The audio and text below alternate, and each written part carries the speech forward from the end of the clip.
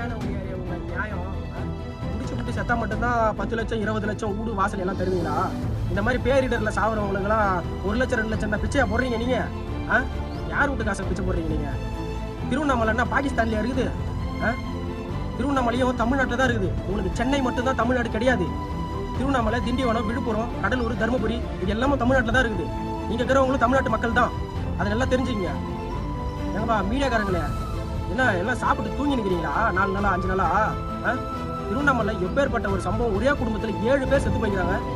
அந்த குடும்பத்துக்கு ஒரு ஆறுதல் வந்து தெரியல. அந்த குடும்பத்தை வந்து என்ன நடக்குதுன்ற ஒரு சம்பவத்தை கூட ஒரு மீடியாவில் கூட காட்டலையே. அப்படி என்னங்க உங்களுக்கு திருவண்ணாமலை பாவம் பண்ணிச்சு சொல்லுங்க? திருவண்ணாமலை மக்கள் அப்படின்னா உங்களுக்கு பாவம் பண்ணாங்க? யார் பேச்சை கேட்டு நீங்க ஆடுறீங்க? அப்படி சென்னை மட்டும்தான் உங்களுக்கு வந்து எல்லாமே நடக்கும். சென்னை மட்டும்தான் நீங்க ஃபோக்கஸ்ல இருக்குமா? மற்ற மாவட்டங்கள்லாம் நீங்க ஃபோக்கஸ் பண்ண மாட்டீங்களா? தயவு செஞ்சு தமிழ்நாட்டில் இருக்கிற எல்லா மாவட்டத்தில் இருக்கிற மக்களும் நம்ம